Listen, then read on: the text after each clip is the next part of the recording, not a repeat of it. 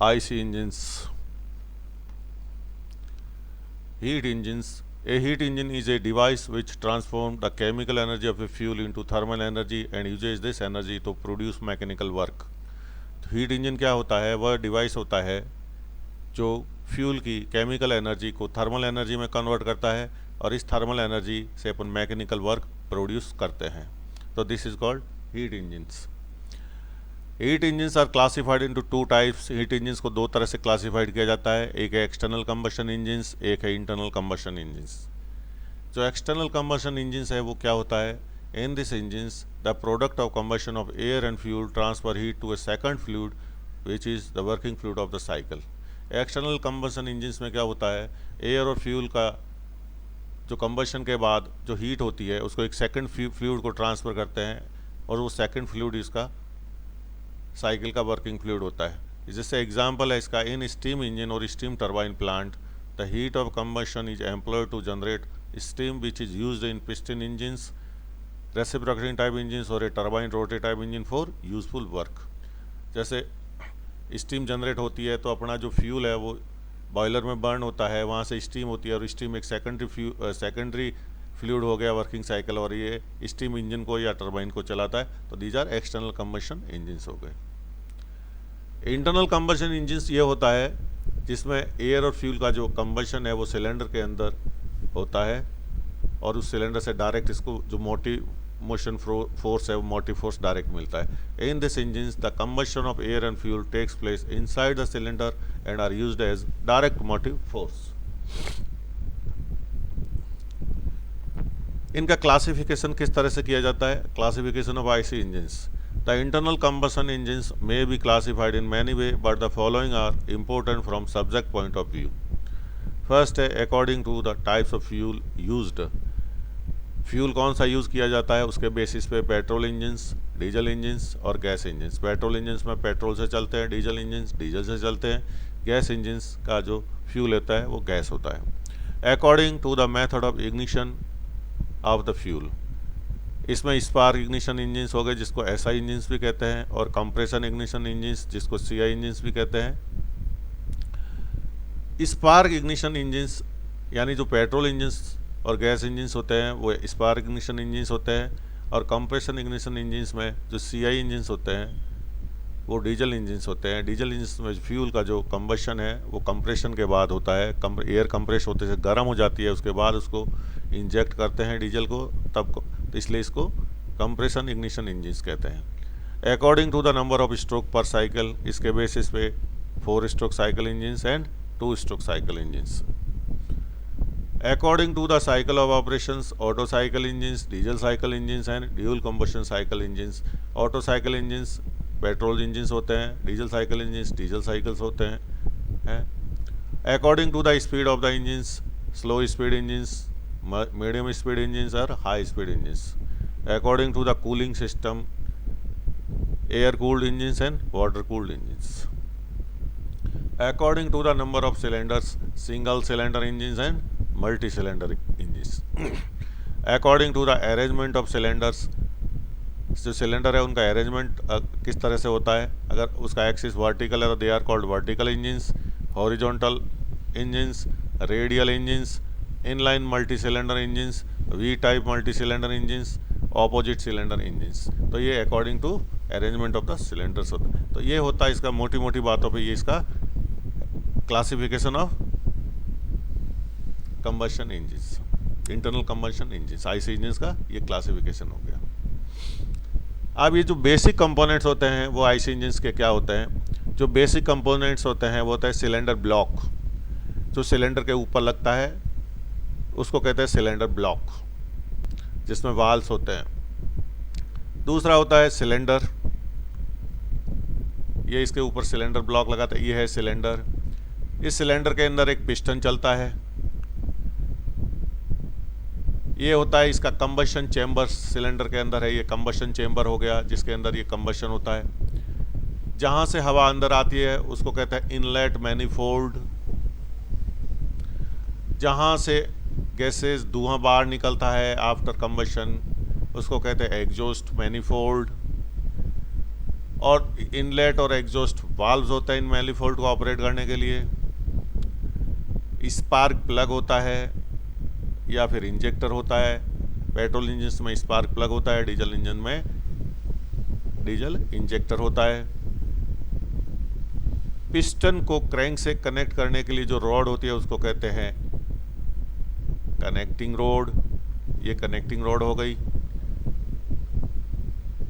ये crank shaft हो गया, जिस पे क्रैंक लगी होती है वो क्रैंक शाफ्ट हो गया। क्रैंक शाफ्ट से कनेक्टिंग रोड जो कनेक्ट करते हैं वो है क्रैंक। पिस्टन के अंदर पिस्टन रिंग्स होती है। पिस्टन को कनेक्टिंग रोड से कनेक्ट करते हैं उसको गजन पिन कहते हैं। और एक होता है केम शाफ्ट। केम शाफ्ट होता है वो आपके वॉल को ऑपरेट करता है। जो इनलेट और एग्जॉस्ट वाल होते हैं उनको केम शाफ्ट से ऑपरेट करते हैं। तो ये इसके बेसिक कंपोनेंट्स हो गए आईसी इंजन्स के। अब इसमें अंदर जो आईसी इंजन्स की जो मेन टर्मिनोलॉजी है वो क्या यूज हो जाती है, यूज करते हैं अपन।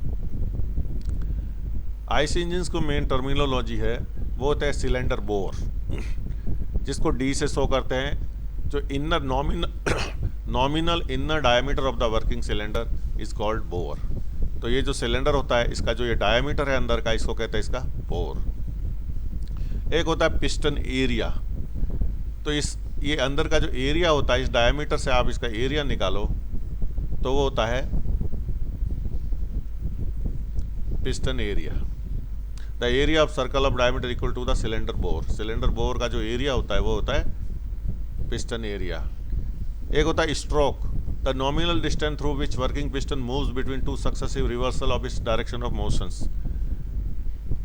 जहां से पिस्टन रिवर्सल मोशन में मैक्सिमम मूव करता है, जैसे ऊपर आके वापस नीचे जाएगा, नीचे आके ऊपर आएगा, तो इस डिस्टेंस को जहां तक पिस्टन मूव करता है इसको कहते हैं स्ट्रोक। और इस स्ट्रोक से जो ये जहां जितना स्ट्रोक चलता है उतना सिलेंडर का जो वॉल्यूम होता है उसको कहते हैं स्वेप्ट वॉल्यूम। और जो ऊपर रह जाता है जिसमें पिस्टन मूव नहीं करता उसको क्लियरेंस वॉल्यूम कहते हैं। Dead centers, the position of working piston and moving parts which are mechanically connected to it at moment when direction of piston move is reversed at either point of stroke। जहाँ तक piston ऊपर आ सकता है उस point को कहते हैं top dead centre. जहाँ तक पिस्टन नीचे आ सकता है उसको कहते हैं बॉटम डेड सेंटर। और टॉप डेड सेंटर और बॉटम डेड सेंटर के बीच की दूरी को स्ट्रोक कहते हैं। Bottom dead center, the dead center when the piston is nearest to the crankshaft. Top dead center, the dead center when position of farthest from the crankshaft. तो जहाँ तक piston ऊपर की तरफ मूव करता है वो टॉप डेड सेंटर, जहाँ नीचे की ओर आ सकता है वो है bottom dead centre. Displacement volume और swept volume, the nominal volume generated by working piston when travelling from one dead centre to next one is given by swept volume is equals to area of piston into stroke length. तो ये displacement volume या swept volume कहते हैं इसको। तो ये हो गया जहाँ पिस्टन मूव करता है, this is called swept volume. और जिसमें पिस्टन मूव नहीं करता है जो वॉल्यूम बच जाता है उसको कहते हैं clearance volume. The nominal volume of space on the combustion side of piston at the top dead centre, this is called clearance volume. और जो सिलेंडर का वॉल्यूम होता है वो टोटल वॉल्यूम होता है V बराबर VS प्लस VC। तो सिलेंडर का जो टोटल वॉल्यूम हो जाएगा clearance volume plus swept volume. तो और कंप्रेशन रेशियो क्या होता है? Compression ratio is the ratio of maximum cylinder volume to the minimum cylinder volume, यानी compression ratio is equals to total volume divided by clearance volume equal to VC plus VS divided by VC। अब difference between petrol and diesel engines, इसमें petrol और diesel engines में क्या फ़र्क है? Petrol engines follow Otto cycles, diesel engines follow diesel cycles. Petrol engines air and petrol are mixed into carburettor before they enter into the cylinder. Petrol engine में air और petrol को carburettor में mix करते हैं, उसके बाद cylinder में enter करवाते हैं। डीजल इंजन में fuel is mixed with air inside the cylinder. इसमें केवल एयर का कंप्रेशन होता है और end of compression diesel inject करते हैं। पेट्रोल इंजन में ignition is done by electric spark, diesel engine में ignition is done by heat of compression. Petrol engine में लोअर कंप्रेशन रेशियो होता है, डीजल इंजन में हायर कंप्रेशन रेशियो होता है। पेट्रोल इंजन में लेस पावर आउटपुट होती है, डीजल इंजन में मोर पावर आउटपुट होती है। Petrol engine contains spark plug, diesel engine contains fuel injector. Petrol engine Burns high volatile fuel, diesel engine Burns less volatile fuel. Petrol engine used in light vehicles, diesel engine used in heavy vehicles. Petrol engine more fuel consumption, diesel engine less fuel consumption. Petrol engine lighter, diesel engine heavier. Petrol engine frequent maintenance is required, diesel engines less frequently maintained. Petrol engines lower maintenance cost, diesel engines higher maintenance cost. Petrol engines less initial cost, diesel engines more initial cost. Petrol engines thermal efficiency about 26%, diesel engines thermal efficiency about 40%. Petrol engines, the starting of petrol engine is easy due to low compression ratio. Diesel engine, the starting of diesel engine is slightly difficult due to higher compression ratio compared to petrol engines. Petrol engines are high speed engines, diesel engines are low speed engines. This is the main difference between petrol engines and diesel engines. And what is comparison of 4-stroke and 2-stroke engines? 4-stroke engines, 4-stroke of the piston, 4-stroke engine, 4-stroke of the piston and 2 revolution of the crankshaft. 2-stroke में 2 stroke of the piston and 1 revolution of crankshaft. तो ये जो चारों process होती है वो 4 stroke में पूरी होती है। 4 स्ट्रोक इंजन में, इसमें 2 स्ट्रोक में पूरी होती है, 2 स्ट्रोक में। 1 power stroke in every 2 revolution of crankshaft, 1 power stroke in each revolution of crankshaft in 2 stroke. 4 stroke में heavier flywheel due to non-uniform turning movement, 2 stroke में lighter flywheel due to more uniform turning movement. 4 stroke में power produced is less, 2 stroke में theoretical power produced is twice than of 4 stroke engine for same size.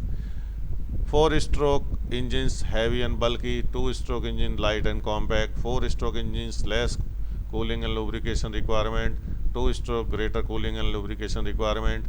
4 stroke lesser rate of wear and tear, 2 stroke higher rate of wear and tear. 4 stroke contains valve and valve mechanism, 2 stroke contains port arrangement. 4 stroke higher initial cost, 2 stroke cheaper initial cost. 4 stroke volumetric efficiency is more due to greater time of induction, 2 stroke volumetric efficiency less due to lesser time of induction. 4 stroke thermal efficiency is high and also part load efficiency better, 2 stroke thermal efficiency is low, part load efficiency lesser. 4 stroke it is used where efficiency is important, 2 stroke it is used where low cost, compactness and lightweight are important. 4 stroke engines generally कहाँ लगते हैं? Motorcycles में, car में, बस में, trucks में, tractors में। 2 stroke जैसे लॉन मूवर्स है, स्कूटर्स है, मोपेड्स है, प्रपल्सन शिप्स है। आजकल मोटरसाइकिल में ज़्यादातर 4 स्ट्रोक लगते हैं, पहले मोटरसाइकिलों में 2 स्ट्रोक लगते थे। तो thank you all about this, thank you very much.